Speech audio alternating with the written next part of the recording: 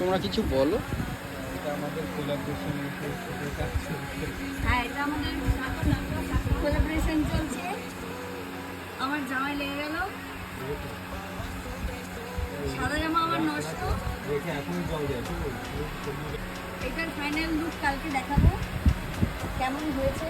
এটা এখনো প্রসেস বাকি, আমাদেরও ফাইনাল এটা এখনো বাকি আছে ফাইনাল লুক।